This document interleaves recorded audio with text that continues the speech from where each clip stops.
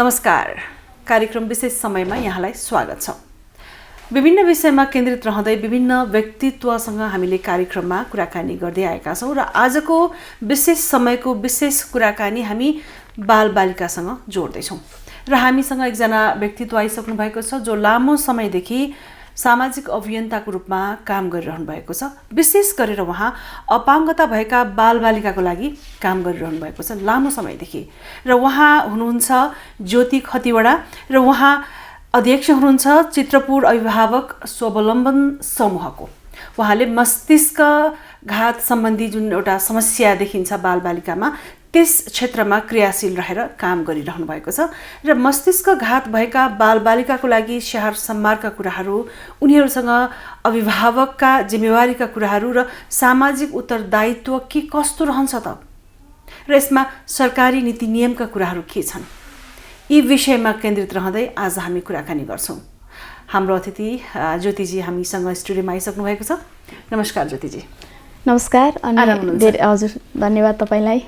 र मैले यहाँको भूमिका जोडिरहँदाखेरि एउटा सामाजिक अभियन्ता भनिरहँदा र बालबालिकाको क्षेत्रमा यहाँ जोडिरहँदाखेरि मलाई सबैभन्दा पहिला जिज्ञासा लागेको कुरा, यङ हुनुहुन्छ, एनर्जेटिक हुनुहुन्छ हैन, र कुरा गर्ने हो भने एउटा सामाजिक अभियन्ता मात्रै नभएर एउटा युथ लिडरसिपमा तपाईँ अगाडि हुनुहुन्छ, यो भन्दाखेरि फरक परेको परेन? अब त्यो भन्दा त फरक पर्दैन, तर त्यो चाहिँ कसरी चाहिँ यो सम्भव भयो भन्दाखेरि चाहिँ मान्छेलाई पढेर भन्दा पनि पढेर चाहिँ मान्छे परिपक्व हुन्छ भन्ने एउटा नेपाली उखान छ नि, त्यस्तै भयो। सायद म पनि अलिकति समय परिस्थितिले गर्दा नै यो क्षेत्रमा पनि आबद्ध भएँ।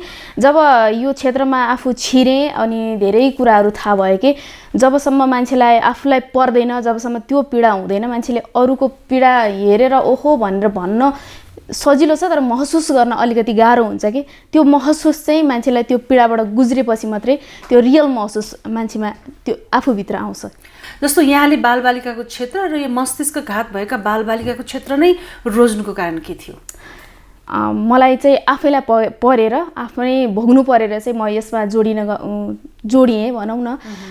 मेरो आफ्नै बच्चा मस्तिष्क पक्षघात छ, मेरो बच्चालाई पनि त्यो भएको भएर चाहिँ त्यसको समाधान अनि त्यसमाबाट हुने समस्याहरू अनि त्योबाट हुने आफ्नो जुन अभिभावकहरूको पीडाहरूलाई देखेर चाहिँ अनि यसको लागि चाहिँ केही समाधानको बाटोहरू चाहिँ मैले आफैले पनि खोज्नुपर्ने हुन्छ भनेर चाहिँ म अगाडि बढेँ यो क्षेत्रमा।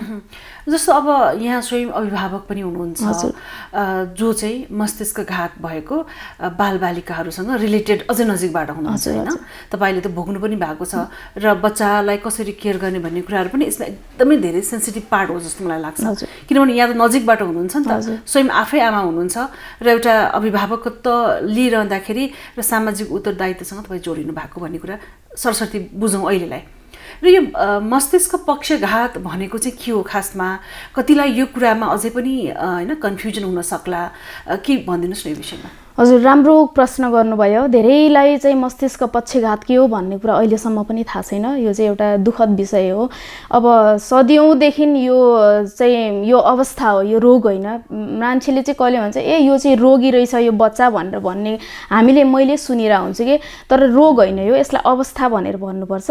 मस्तिष्क पक्षघात चाहिँ बच्चा गर्भमा हुँदा, जन्मिने बेलाको केयरलेस अनि त्यस पछाडि जन्मिसकेपछि पनि बच्चाको चाहिँ मस्तिष्कमा अक्सिजनको कमी भएर अथवा त्यतिखेर जुन अक्सिजन बच्चाले प्राप्त गर्नुपर्ने त्यो प्राप्त गर्न नसकेर चाहिँ मस्तिष्कमा चोट पर्न गएर हुने एउटा अवस्था हो।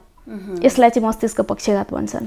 भनेपछि त जब बच्चा पेटमा आमाको गर्भमा हुर्किँदै गर्दा पनि धेरै जोखिमहरूबाट बस्नु जरुरी छ। हजुर हजुर, हरेक गर्भवती महिलाले भन्ने कुरा त्यसबेला पनि एकदमै अब धेरै कुराहरू छन्। अब यसको सीमा रेखा नै छैन कि, धेरै असीमित कुराहरू छन्, यहाँ अहिले भनेर पनि साध्य छैन। तर यति बुझ्नु पर्यो कि बच्चा गर्भमा हुँदा चाहिँ एकजना गर्भवती महिलाले चाहिँ धेरै नै केयर गर्नुपर्ने हुन्छ। जस्तै उसको मस्तिष्कमा चोट पर्न, जस्तै ऊ लड्यो भने पनि, गर्भवती महिला लड्यो भने पनि बच्चाको मस्तिष्कमा चाहिँ चोट पर्न सक्छ कि त्यो भयो। अब विभिन्न कारणहरू हुन्छन्, अब त्यो चाहिँ असीमित कारणहरू छन् होइन। त्यसलाई चाहिँ अब सबै मान्छेले सुरुदेखि नै prevention is better than cure भन्छ नि, त्यो अगाडिदेखि नै चाहिँ रोग लाग्नुभन्दा रोगको बाटो छेक्नु नै राम्रो भने जस्तै अगाडिदेखि चाहिँ मान्छे सचेत भयो भनेदेखि अब यो आउने आगामी जुन जन्मिने बच्चाहरूमा चाहिँ अलिकति कम भएर जन्मिन्छन् भन्ने मलाई लाग्छ। कुनै त्यस्तो कारण के थियो भनेर आफ्नो अनुभवमा भन्नुपर्दा चाहिँ, जस्तो यहाँको बच्चालाई पनि त्यो किसिमको समस्या देखेको छ अहिले होइन, त्यो चाहिँ तपाईँले गर्भ अवस्थामा रहँदाखेरि के त्यस्ता अप्ठ्यारो परिस्थितिहरूको सामना गर्नु परेको थियो? मेरो हकमा चाहिँ यो केही पनि भएन कि मलाई त्यस्तो अप्ठ्यारो पनि भएन। फेरि मेरो बाबु नर्मल जन्मेको हो, अनि मलाई इभन मलाई हेर्ने डक्टरलाई पनि थाहा छैन कि यो के चाहिँ भएर यसमा चाहिँ मस्तिष्क पक्षघात भयो भन्ने कुरा। अब त्यस्तो पनि हुनसक्छ कुनै बेला।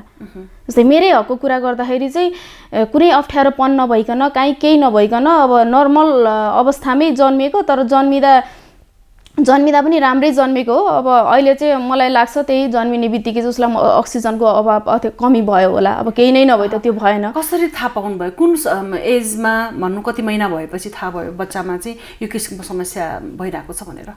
यस्तो हुन्छ, अब सुरुमा चाहिँ हामीले प्रिमेच्योर भन्ने भयो होइन, अब सुरुमा छिटै जन्मियो, त्यही कारणले अलिकति यो लुलो भयो होला, समयसँगै ठिक हुन्छ होला भनेर 4-5 महिना त हामीले बाटो हेऱ्यौँ।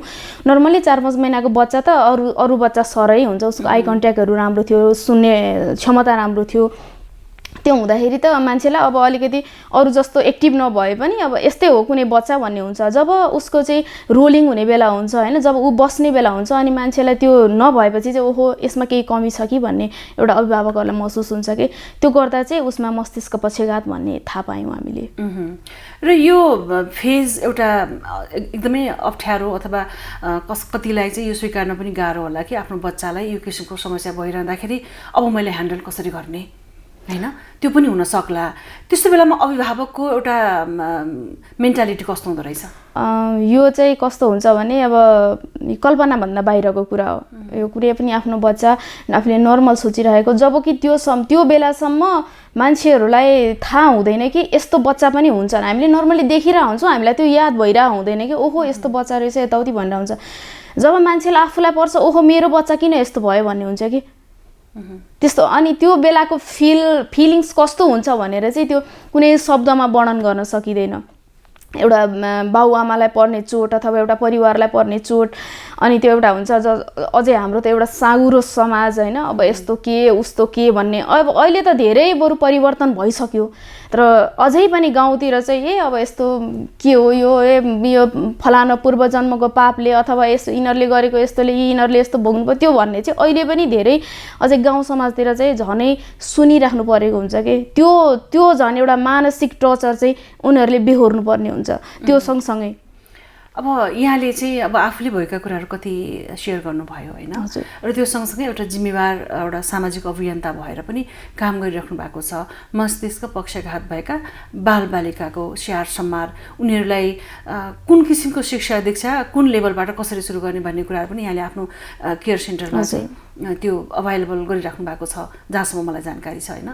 अब त्यो कस्तो हुन्छ, उनीहरूलाई कुन किसिमले चाहिँ हुर्काउने स्याहार सम्हार गर्ने कुराहरूमा चाहिँ अलिकति अझै बताइदिनुहोस्। यो चाहिँ बच्चा कुनै पनि बच्चा जन्मिने बित्तिकै उसको शिक्षा स्वास्थ्य चाहिँ एउटा नैसर्गिक अधिकार हो नि, उसले पाउने होइन। तर अहिलेसम्म पनि जुन अपाङ्गता भएका बच्चाहरू छन् उनीहरूको नैसर्गिक अधिकारभित्र परेको छैन कि भन्ने हामीलाई फिल भइरहेको छ कि त्यो चाहिँ उनीहरूले पाइरहेका छैनन्। जस्तै हामी नै आफै जागरुक भएर अनि लागि परेर दुनियाँ ठाउँमा हात फैलाएर हामीले त्यो आफ्नो अधिकार पनि कसैमा मागेर भिख मागे जस्तो छ कि आफूले लडेर, अधिकार भनेको आफूले लडेर लिने कुरा, तर हामीले भिख माग्नु परे जस्तो भइरहेछ कि अहिले चाहिँ। कस्तो अवस्था छ भनेदेखि एउटा स्कुलमा सामान्य बच्चा सामान्य क्लासमा 30-35 जना राम्रोसँग पढ्न सक्छन्, उनीहरूको बुझाइको क्षमता उनीहरूको एउटै किसिमको हुन्छ, उमेरसँगै बुझाइको क्षमता एकै किसिमको हुन्छ। तर मस्तिष्क पक्षघात भएका बच्चाहरूमा चाहिँ उमेर अनुसारको बुझाइको क्षमता एकै किसिमको हुँदैन। जस्तै कोही 15 वर्षको बच्चा पनि 3 वर्षको उमेरको जस्तो हुन्छ होइन, कोही चाहिँ अब उमेरको हिसाबसँगै बुझाइको क्षमता चाहिँ हुने, तर शारीरिक रूपमा उनीहरू केही गर्न नसक्ने हुन्छन्। अनि जस्तै एउटा क्लासमा चाहिँ 35 जना 30 जना अरू विद्यालयमा राखेर राम्रोसँग शिक्षकहरूले पढाउन सक्नुहुन्छ भने हाम्रो चाहिँ 1 जना बराबर एउटा क्लास हुन्छ कि हामीले जस्तै 1 जना बच्चालाई एउटा क्लास 1 जना टिचर एउटा बच्चा बराबर दिनुपर्ने हुन्छ किनभने उसको क्षमता अर्कोको क्षमतासँग मिल्दैन र सँगै राखेर पढाउन मिल्दैन त्यो अवस्थामा चाहिँ अब हरेक अब खर्चदेखि लिएर अब आफै विचार गर्नु नि एउटा क्लास 1 जना बराबर एउटा क्लास हुन्छ भने 10 जना बच्चा बराबर 10 वटा क्लास भयो कि त्यसको खर्चहरू हिसाब गर्दाखेरि कति आउन सक्छ हो त्यो मेन्टेन त प्रत्येक अभिभावकले गर्न सक्ला कति छ नेपालमा गरिबी मुनि भएका जनताहरू हैन त्यो चाहिँ राज्यले हेर्नुपर्ने हो अब राज्यलाई हेराउन चाहिँ हामीले कसरी ढोका ढोकाउने भन्ने अहिलेसम्म पनि पत्ता लगाइसकेको छैनौँ कि बिस्तारै आउँछ होला त्यसको पनि समय प्रतीक्षा गरौँ र यसमा त जटिल कुराहरू अझै पनि धेरै नै बाँकी छन् हैन जस्तो यहाँले सुरुवात गर्नुभएको छ यहाँलाई अर्कोले साथ दिन्छ जस्तो धेरै छन् नि त अभिभावकहरू जसले चाहिँ आफ्नो बच्चाहरू स्याहार्दै अरूको लागि पनि त भोलि उहाँले समस्या नहोस् भनेर एक किसिमको मार्गदर्शकको रूपमा अगाडि आउनु भएको छ समाजमा र यो बिस्तारै जब चाहिँ छलफलका क्रमहरू बहसहरू चल्दै जान्छन् त्यसपछि राज्यको ढोका र नीति नियम बन्ने कुराहरूमा चाहिँ आवाज पुग्छ जस्तो हामीले चाहिँ विश्वास लिनुपर्छ अहिलेलाई हैन तर धेरै वर्ष धेरै समयदेखि जबदेखि यो मानव जन्मियो तबदेखि नै यो अपाङ्गता भएको त छ नि त अहिलेसम्म उनीहरूले पनि भोग्नुपर्ने फिल गर्नुपर्ने हो मेरो देशको नागरिकलाई हामीले कसरी अलिकति समृद्ध बनाउने हो भन्ने कुरा त प्रत्येक राज्यले बुझ्नुपर्ने कुरा हो नि यो त माग्ने ऊ गर्ने तर्साउने गरेर टेबल ठटाउने भन्दा पनि हामीले पाउने अधिकार अथवा उनीहरूको अधिकार त सुनिश्चित गर्ने त राज्यको कर्तव्य हो नि सुरुमा त राज्य नै ल चुप लागेर बस्यो भने अब हाम्रो कर्तव्य भनेर जस सामाजिक कुरामा पनि यो जोडिएको छ कि समाजका मान्छे बरु यतिसम्मको हुनुहुन्छ कि ल यस्तो रहेछ हामीले यति सहयोग गरौँ हाम्रो जति पनि केयर सेन्टरहरू छन् हैन जति पनि अब यसरी हामीले अभिभावकहरू मिलेर खोल्नु भएको धेरै ठाउँमा हुनुहुन्छ अब जस्तै काठमाडौँ बाहिर पनि हुनुहुन्छ हैन यहाँ काठमाडौँमा पनि हुनुहुन्छ यो चाहिँ सबै त्यही मनकारी व्यक्तित्वहरूबाट प्राप्त भएको आर्थिक सपोर्टहरूले मात्रै चलिरहेछ भन्दा फरक नपर्ला अब यो स्रोतको कुराहरू भयो कसरी चल्छ त यहाँहरूले संस्था चलाउनु भएको छ हैन त्यस्ता बालबालिकाहरू प्रति राज्य नै उत्तरदायी हुनु पर्यो पहिलो नैसर्गिक अधिकारको हनन हुनु भएन र अरू सपोर्टिभ रोलमा जसरी मनकारी व्यक्ति भन्नुभयो उहाँहरूले गर्ने आफ्नो ठाउँमा छँदैछ तर राज्यले चाहिँ आफ्नो कर्म आफ्नो धर्म निभाउन चुक्यो भन्नुहुन्छ तपाईँ त्यसो भए चुक्यो भनेर चुक्यो त भनिहाल्दिनँ हैन अब यस्तो पनि हुन्छ कि मैले भनिनँ जसलाई परेको छैन उसलाई त्यो फिल हुँदैन कि अब त्यो सायद हामी त्यो ठाउँमा पुग्न नसके हामीमा कमजोरी होला कि म त्यो ठाउँमा पुगेँ भने मैले गर्न सक्थेँ होला अथवा यस्तै अभिभावक पुग्नुभयो भने त्यो अभिभावकले गर्न सक्नुहुन्थ्यो होला कि जबसम्म त्यो फिल मान्छेमा हुँदैन तबसम्म त्यसले त्यो निकायले पनि व्यवस्था पर्दा पछाडि राखेको हुन्छ कि अहिले त जनस्तर पनि एकदमै जुझारु भइसक्नु भएको छ हैन उहाँहरूले सम्बन्धित निकायमा स्थानीय तहमा पनि आफ्नो कुराहरू राख्न सक्नुहुन्छ त्यहाँका पनि बजेटिङका कुराहरू हुन्छ कि हरेक क्षेत्रलाई नागरिकलाई दिने जुन उनीहरूको बजेट हुन्छ छुट्याएको हुन्छ त्यसमा पनि बालबालिकाहरूको लागि महिलाहरूको लागि भनेर एउटा विशेष कोष पनि व्यवस्था गरिएको हुन्छ भन्ने कुराहरू सुन्नमा आइन्छ हैन के छ तपाईको क्षेत्रमा चाहिँ त्यो सम्बन्धी के अपडेटहरू के रहेछ अब हामी त्यसको लागि चाहिँ लागि परिराखिरहेछौँ हुन चाहिँ हाम्रो यो गत वर्षदेखि 2 वर्ष मात्रै भयो हामीले चाहिँ थालेको स्थानीय सरकार आएको पनि लगभग त्यस्तै भइसक्यो त्यो भन्दा अगाडि त हामीले केन्द्रबाटै गर्नुपर्ने हुन्थ्यो भने अहिले स्थानीय सरकार आउँदाखेरि चाहिँ अलिकति सजिलो कस्तोमा भएको छ भनेदेखि त्यहाँ पनि कस्तो हुँदो रहेछ भने हामी धेरै धाइरहेछौँ हामीले अहिले हैन आएको पनि छ बजेट पनि छ पीडित बालबालिकाहरू पनि छन् त्यसको लागि छुटिएर आएको बजेट पनि छ तर त्यो प्राप्त गर्नलाई पनि पापड बेल्नु पर्ने के त्यो त नपर्नु पर्ने हो नि अनुगमन गर्दा थाहा हुन्छ यो बच्चा सही हो कि होइन गलत हो कि होइन थाहा हुन्छ तर त्यो भित्र के भएको छ भन्ने कुरा अब हामीलाई थाहा छैन कस्तो किसिमको अप्ठ्यारो हो यो जस्तो पापड बेल्नु पर्ने यो त स्वतः पाउनु पर्ने अधिकार स्वतः पाउनु पर्ने अधिकार हो हामीले हैन तर स्वतः पाउनलाई पनि धेरै गाह्रो परिरहेछ के यस्तो भएन उस्तो भएन अब बालबालिकाको लागि भनेर छुटिएर बजेट नै आएको छ अथवा पनि यो क्षेत्रको लागि यो ओडाको लागि प्रत्येक नगरपालिकामा चाहिँ अहिले एउटा नगरपालिकामा अपाङ्गता भएका व्यक्तिहरूको लागि भनेर छुट्टै बजेट नै छुटिएर आएको हुन्छ के त्यो सबैले पाइरहेको छैन। अब अहिले सरकारले दिएको भनेको एउटा बच्चाहरूलाई भत्ता चाहिँ दिइरहेको छ होइन, तर त्यति भत्ताले पुग्दैन। उनीहरूलाई चाहिँ कस्तो छ भने नर्मल बच्चाहरूलाई भन्दा विशेष किसिमको खानामा पनि उनीहरूलाई पोषण होइन अलिकति बढी न्युट्रिसन भएको खानेकुराहरू खुवाउनु पर्ने हुन्छ। उनीहरूलाई रोगले पनि छिटे, उनीहरूको इम्युनिटी पावर पनि कम हुन्छ अनि उनीहरूलाई हस्पिटल पनि त्यत्तिकै लगिराख्नु पर्ने हुन्छ, उनीहरूलाई फिजियोथेरापीहरू गराइराख्नु पर्ने हुन्छ। उनीहरूको सामान एउटा व्हिल चेयरदेखि लिएर हरेक कुराहरू हुन्छ नि त, उनीहरूलाई धेरै कुराहरू चाहिँ नर्मल बच्चालाई भन्दा एक्स्ट्रा थिङ्सहरू बढी चाहिने हुनाले उनीहरूको खर्च धेरै बढी छ कि एकजना अभिभावकले चाहिँ उसलाई त्यो गर्नै सक्दैन, उसको सबै सम्पूर्ण खर्च मेन्टेन गर्न सक्दैन किनभने उसका अरू पनि बच्चा बच्चीहरू हुन्छन्, उनीहरूलाई पनि हेर्नु पर्यो। अर्को कुरा दोहोरो मारमा चाहिँ यस्तो यो हामी संरक्षक भन्छौँ आफूलाई, संरक्षकहरू चाहिँ दोहोरो मारमा किन परेका छन् भने चाहिँ एक त उनीहरूको हामीले टोटल्ली हामीले नै हेर्नु पर्यो आफ्नै अङ्ग जस्तो गरेर होइन, मेरो शरीरको एउटा अङ्ग हो भने जस्तो गरेर। हामीलाई समय हुँदैन बिहानदेखिको बेलुकासम्म उसको चाहिँ स्याहार सुसारमा बित्छ, एउटा जीविकोपार्जनको लागि गर्ने समय हुँदैन, कसैलाई छोडेर जाउँ है भनेर भन्यो भने उसलाई हेरिदिने मान्छे घरमा हुँदैन। इभन आफ्नै परिवारको सदस्यहरूले पनि कतिले चाहिँ सपोर्ट गरिराख्नु भएको हुँदैन कि त्यो बाउआमालाई, कतिले बाउआमालाई भनौँ, कतिले अब हाम्रो पुरुष प्रधान समाज भएकोले त्यस्तो बच्चा हुने बित्तिकै कति चाहिँ पुरुषहरूले चाहिँ एक्लै छोडिदिएर पनि हिँड्नु भएको घटनाहरू हामीले भेटिराख्छौँ कि एकल महिलाले के चाहिँ गर्न सक्छ होला त्यो अवस्थामा, तपाईँ आफै विचार गर्नुहोस् त। उसका अरू पनि बच्चा हुन्छन्, उसको अरू पनि जिम्मेवारी हुन्छ अनि उसले कमाउनु पनि पर्यो, उसको लागि चाहिँ अनि खर्च कसरी मेन्टेन गर्छ त उसले।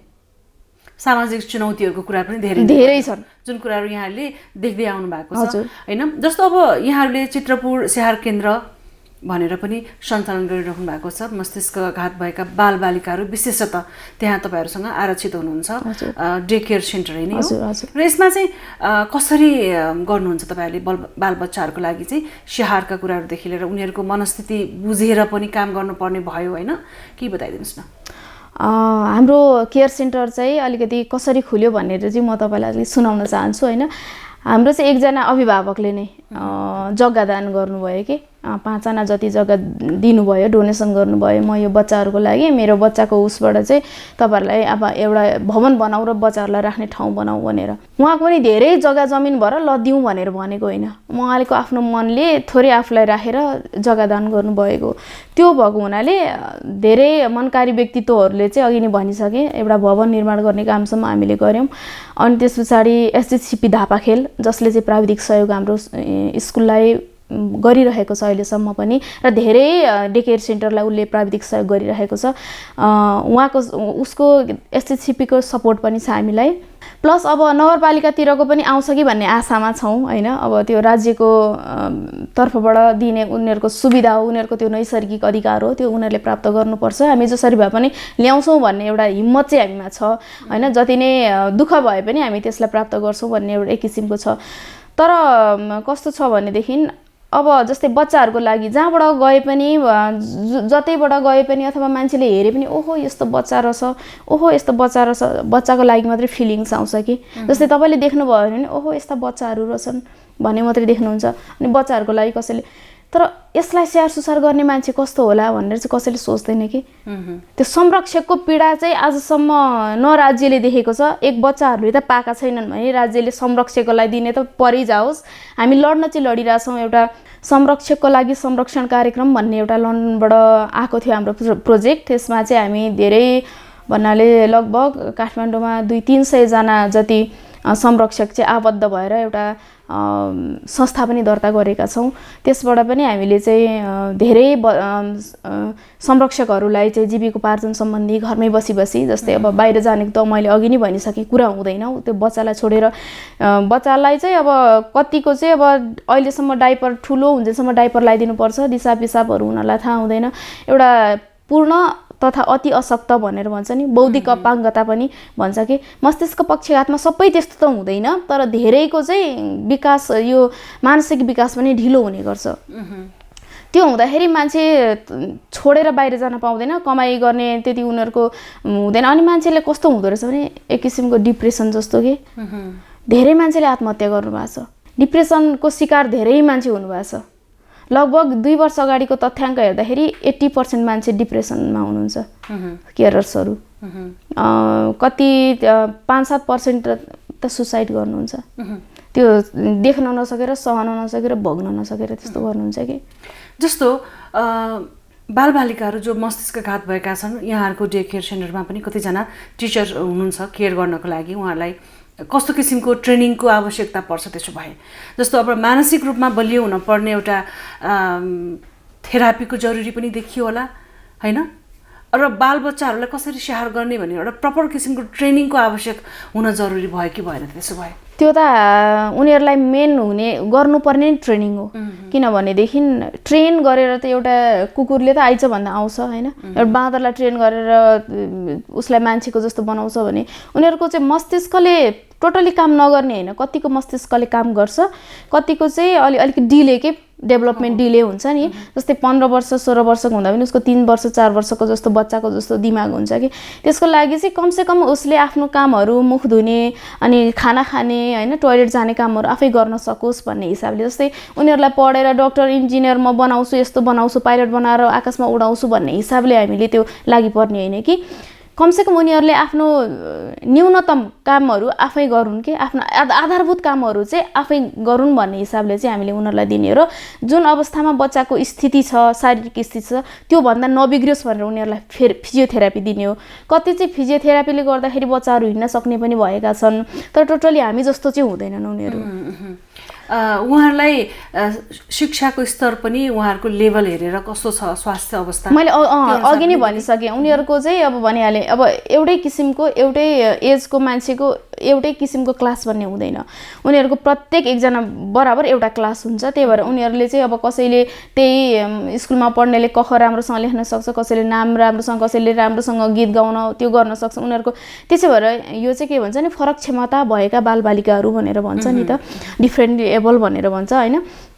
त्यही भएर त्यो भनेको उनीहरूको छुट्टै क्षमता हुन्छ। उनीहरूलाई त्यही किसिमको अब जस्तै शिक्षकले पनि विशेष शिक्षा अन्तर्गत पढेको हुनु पर्यो होइन, त्यसलाई चाहिँ हामी लिन्छौँ। अनि त्यस पछाडि हामी ट्रेनिङ दिन्छौँ उहाँलाई 5-6 महिनाको, कसरी चाहिँ केयर गर्ने। जस्तै शिक्षक गएर त्यहाँ सुई ब्ल्याकबोर्डमा पढाएर हिँड्ने त्यस्तो होइन। उनीहरूलाई उनीहरूको सिँगान पुस्दिनेदेखि लिएर उनीहरूको मुख पुस्दिने, कपाल कोर्दिने, हामीलाई त्यस्तो खालि शिक्षक आवश्यक पर्छ कि हामीलाई चाहिँ। अरे यहाँले काम गरिरहँदाखेरि नि जस्तो अब अभिभावकहरूको जिम्मेवारी पनि एउटा ठुलो चुनौतीको रूपमा देखिएको छ। जस्तो यहाँले नै कति समयसम्म भोग्नु भयो होला, तर अहिले आफै नै अभियन्ता भएर काम गरिरहँदाखेरि केही सहज तपाईँलाई भएको छ नै, तर पनि एक किसिमको प्रेसर त हुन्छ नै हैन। त्यसमा चाहिँ अभिभावकहरूले कतिको सहयोग गर्नुभएको छ? यहाँ जस्तै अरू अभिभावक पनि होलान्, जस्तो कतिले आर्थिक सहयोग गर्नुभएको छ होला, कतिले जग्गा दान दिनुभयो, कतिले भवन बनाउनलाई सहयोग गर्नुभयो। त्यो सँगसँगै अरू मोरल सपोर्ट पनि एकदमै आवश्यक रहन्छ कि यस्तो केसेसहरूमा चाहिँ कतिको सपोर्ट पाउनु भएको छ तपाईँले अरू अभिभावकहरूबाट? सपोर्ट चाहिँ सबैबाट नै सपोर्ट नभइकन यो सम्भव भएन। सबैजना मिलेर गरेको हामीले यो होइन। अब अन्त पनि धेरैजना मिलेर गर्नुभएको छ, तर जुन बेला हामी जस्तै यो केयरर्स भनेर केयरर्स एसोसिएसन हामीले खडा गऱ्यौँ, त्यस बेलाको स्थिति चाहिँ अलिकति एकदमै भयावह किसिमको थियो कि। कति अभिभावकहरू चाहिँ बाहिर निस्किन नचाहने, ढोकाभित्र ढोका बन्द गरेर बस्ने, बाहिर निस्किन नचाहने हुनुहुन्थ्यो, मासमा बोल्न नसक्ने हुनुहुन्थ्यो, रुनु जतिखेर कुरा गरे कि उहाँको आँखाबाट आँसु मात्रै आउने। मैले भनिनँ यति मान्छे डिप्रेसनको शिकार भएको छन् कि उनीहरूको चाहिँ त्यो बाहिर निस्केर मान्छेहरूसँग बोलेर खुलेर बोल्ने त्यो क्षमतै हुँदैन कि। कतिले त आफ्नो बच्चा यो यस्तो समस्या छ है भनेर भन्न पनि सक्नु भएन होला कतिपय अवस्था। त्यो चाहिँ तपाईँलाई म अलिकति कन्जुसिया नगरी भन्नुपर्दा त्यो चाहिँ अलिकति हाई प्रोफाइलका मान्छेहरूमा छ। धेरै छन् नेपालमा होइन, अलिकति उच्च स्तरका, अलिकति आर्थिक स्थिति उच्च भएका मान्छेहरूमा चाहिँ मैले यो धेरै समस्या देखेको छु कि उहाँहरूले चाहिँ मेरो बच्चा पनि छ है भनेर बाहिर निकाल्नुहुन्न। अरूले लगभग त्यस्तो गर्नुहुन्न, मेरो बच्चा पनि यो बच्चा पनि मेरै हो भनेर चाहिँ अरूले गर्नुहुन्छ। सबैलाई भन्दिनँ म, तर धेरै हुनुहुन्छ। धेरैमा चाहिँ बाहिर ननिकाल्नेमा चाहिँ अलिकति उच्च वर्गीय मान्छे हुनुहुन्छ कि। हजुर। अब यसमा जस्तो मस्तिष्क पक्षघात भएका बालबालिकाको रेखदेखको लागि उनीहरूलाई एउटा राम्रो शिक्षा दीक्षा सहित एउटा राम्रो जीवन फरक क्षमता उनीहरूमा के छ त्यसलाई चाहिँ बाहिर ल्याउनको लागि, उनीहरूलाई मोटिभेट गरिराख्नको लागि त अभिभावक सँगसँगै सामाजिक दायित्व हामी सबैको दायित्व रह्यो नि त होइन। हजुर। त्यसमा चाहिँ एउटा एक किसिमको काउन्सेलिङ चाहिँ अभिभावकलाई पनि आवश्यक छ जस्तो मलाई लाग्छ, किनभने परिवार मिलेर नै हामीले होइन समाज निर्माण गरेका छौँ नि त। यसमा यहाँको भनाइ के छ? यो त सबैभन्दा पहिले नै अभिभावकलाई दिनुपर्ने यो काउन्सिलिङ तपाईँले भने जस्तै सबैभन्दा पहिले अभिभावकलाई दिनुपर्छ। मैले अघि नै भनिसकेँ, जसले पनि हेर्दाखेरि ओहो बच्चा यस्तो रहेछ होइन, ओहो यसलाई केयर गर्ने मान्छे कस्तो होला, उसलाई कति के गुज्रेको होला, उसलाई उसको केयर कसरी गरिरहेको होला अहिलेसम्म, उसको स्वास्थ्य कस्तो होला, उसको आर्थिक स्थिति कस्तो होला, उसको स्वास्थ्यसँग आर्थिक स्थितिसँग जोडिएको हरेक कुरासँग उसले कहिलेसम्म चाहिँ यसलाई साथ देला, ऊ उमेर ढल्किँदै गएपछि, ऊ वृद्ध अवस्था हुँदै गएपछि उसलाई लालन पालनमा कसको जिम्मेवारी हो, त्यो राज्यले हेर्नुपर्ने कुरा हो नि त। यो त हामीले यो एसोसिएसनबाट हामीले माग गरिरहेका छौँ, मैले पहिले पनि भनिसकेँ होइन। जस्तै अब अहिले चाहिँ धेरै अभिभावकहरू आफै स्वावलम्बन, मैले अहिले हाम्रो संस्थाको नाम पनि त्यही छ होइन, अभिभावक स्वावलम्बन समूह भनेर गरेका छौँ।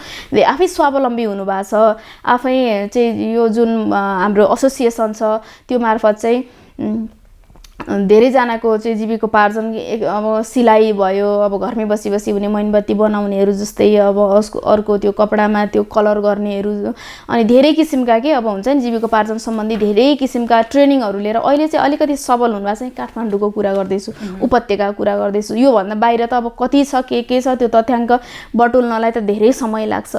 अहिले यति चाहिँ मलाई थाहा छ कि हाम्रो एसोसिएसनमा जम्मा अहिलेसम्म लगभग 300 देखि 400सम्म हाम्रो टार्गेट 400 जना बनाउने थियो। त्यही 300 को हाराहारीमा चाहिँ अहिले आबद्ध हुनुहुन्छ कि केयर संरक्षक भनेर आबद्ध हुनुहुन्छ। अब उहाँहरूको चाहिँ सरकारले हेर्नुपर्ने हो होइन, हकहितको लागि चाहिँ हामी लडिरहेका छौँ, त्यसको लागि चाहिँ सरकारको तर्फबाट अनि त्यस पछाडि सामाजिक हरेक मान्छेको तर्फबाट चाहिँ भन्ने हुनु पर्यो। जस्तै हामीले चाहिँ एउटा परिचय पत्रसम्म बनाइदिए सरकार भनेर भनिरहेछौँ कि किनभनेदेखि म त यस्तो बच्चाको मान्छे हो, म र तपाईँसँगै हिँड्दा मलाई मेरो पहिचान के हो, तपाईँको बच्चा खेल्छ स्कुल जान्छ आफै होइन, मेरो बच्चालाई त म चाहिन्छ नि त्यहाँ कुनै पनि हालतमा, म हस्पिटल गएँ भने मैले किन लाइन लाग्नु पर्यो, मलाई कमसेकम एउटा मेरो परिचय बनाइदिए न भन्ने हिसाब हो कि हाम्रो। मेरो परिचय भयो भने मैले कुनै पनि ठाउँमा अलिकति अगाडि मलाई थोरै समय मेरो लागि निकालिदियोस् कि कुनै पनि संस्था कार्यालय कुनै पनि अफिसले प्रायोरिटी दियोस्, किनभने मैले त छिटै पुग्नुपर्छ घर, मैले मेरो बच्चाको लागि छिटै जानुपर्ने हुन्छ कि। त्यसैको लागि चाहिँ हाम्रो एकदमै जोरदार माग चाहिँ अहिले चलिरहेको छ होइन सरकार समक्ष। अब कहाँसम्म हामी सफल हुन्छौँ त्यो चाहिँ हेर्न बाँकी छ। हस्, यहाँहरूको अभियानको लागि शुभकामना। एकदमै यो संवेदनशील विषय पनि हो, यसमा राज्यले आफ्नो नीतिमा अझै परिमार्जन गरोस्, राम्रोसँग मस्तिष्क पक्षाघात भएका बालबालिकाहरूले आफ्नो नैसर्गिक अधिकारहरू होइन त्यो महसुस गर्न पाउन्, र अभिभावकले जुन किसिमको जिम्मेवारी निभाइरहनु भएको छ उहाँलाई पनि प्रोत्साहन मिलोस् होइन। भोलिको दिनमा वातावरण सहज हुँदै जाओस्, हामी सधैँभरि गुनासा मात्रै नलिउँ कि हाम्रा मागहरू पनि सुन्नुहोस् सरकारले। हजुर होइन हजुर, त्यसको लागि अब कस्तो छ भने मस्तिष्क पक्षाघात भएको बच्चाहरू पनि एकदमै ट्यालेन्टेडहरू पनि छन्। जस्तै झमक घिमिरे सुन्नुभएको होला होइन, त्यस्तै एकजना दर्शन केसी भन्ने हुनुहुन्छ बाबु होइन, उहाँको हात खुट्टा केही पनि चल्दैन, तर उहाँले चाहिँ नाकले लेख्नुहुन्छ कि म पनि साहित्यकार हो अनि अङ्ग्रेजी खण्डकाव्य महाकाव्य के लेख्छु भनेर लेखिराख्नुहुन्छ, कविताहरू लेख्नुहुन्छ।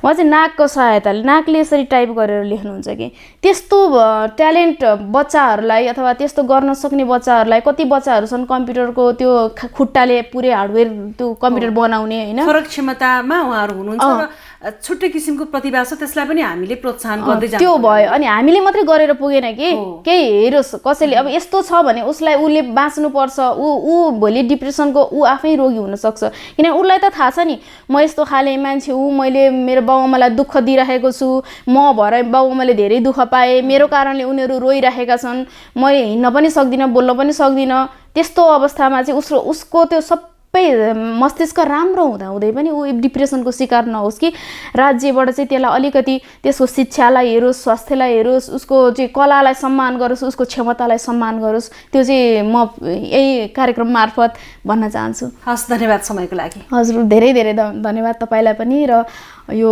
नाइस टेलिभिजन एसडीलाई पनि धेरै धेरै धन्यवाद। नमस्कार।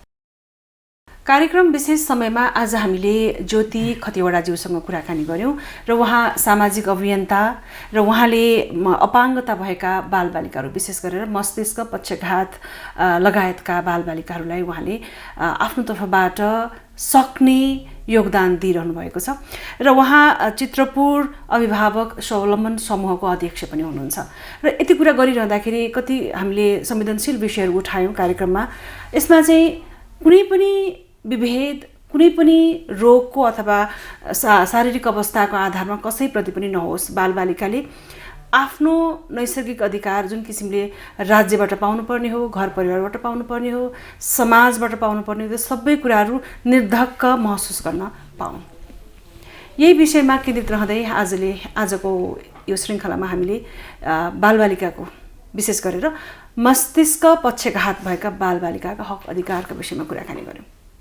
यसमा तपाईँ हामी स्वयं पनि जिम्मेवार छौँ। कसैलाई पनि भेदभाव नगरौँ, सबैले आफ्नो नैसर्गिक अधिकार उपभोग गर्न पाउन्। हवस् त, आजको लागि कार्यक्रम विशेष समय यति नै। नमस्कार।